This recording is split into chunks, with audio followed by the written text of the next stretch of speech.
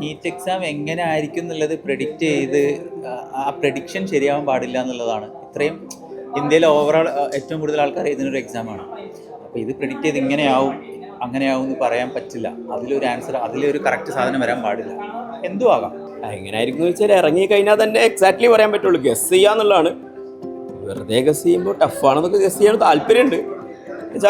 ടഫായി കഴിഞ്ഞാൽ നന്നായി പഠിച്ച കുട്ടികളും ആവറേജിലി പ്രിപ്പയർ ചെയ്ത ആൾ തമ്മിലൊരു ഡിഫറൻസിയേഷൻ കിട്ടും. നമ്മുടെ അഭിപ്രായങ്ങൾക്ക് പ്രത്യേകിച്ച് സ്ഥാനമൊന്നുമില്ല. ക്വസ്റ്റ്യൻ പേപ്പർ കിട്ടിക്കഴിഞ്ഞ് കഴിയുമ്പോൾ നമുക്ക് അറിയാൻ വേണ്ടി പറ്റും ഇതിനകത്ത് എന്താ നടക്കുക എന്നുള്ള കാര്യം. അത്ര ഈസി ആവില്ല എന്നാണ് എൻ്റെ ഒപ്പീനിയൻ. 2025 പോലെ ആ ഒരു ലെവലിൽ തന്നെ ആയിരിക്കും ഈ വർഷം എന്നാണ് എൻ്റെ ഒരു നിഗമനം. ശരിയാവാം, ഞാൻ കാണുന്നത് അങ്ങനെയാണ്. അത്ര എളുപ്പമൊന്നും വിചാരിക്കുന്നില്ല. എന്തായാലും ആ ഒരു നിലവാരം എന്തായാലും ഉണ്ടാവും. ടഫ് ആണേലും സിമ്പിൾ ആണേലും കുട്ടികളെ കാര്യമായിട്ടൊന്നും എഫക്ട് ചെയ്യാൻ പോകുന്നില്ല.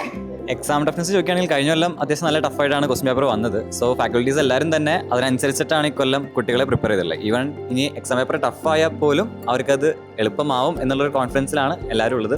ലെറ്റ്സ് സീ എന്താണ് സംഭവിക്കുന്നത് എന്നുള്ളത്. നമ്മുടെ ക്വസ്റ്റ്യൻ പേപ്പറൊക്കെ എഴുതി സെറ്റായിട്ടുള്ളൊരു പിള്ളേർക്കാർക്ക് ഇത് അത്ര എന്താ പറയുക എങ്ങനെ വന്നാലും ഇപ്പോൾ ടഫായാലും ഈസി ആയാലും പഠിച്ചൊരു കുട്ടിക്ക് എന്തായിരിക്കും അത് അതിൻ്റെ രീതിയിലായിരിക്കും. ലെറ്റ്സ് സീ നമുക്ക് എന്താ നോക്കാം അല്ലേ. അടിപൊളിയായിട്ട് എന്തായാലും ഓൾ ദി ബെസ്റ്റ് ഇപ്പോഴും പറയാം.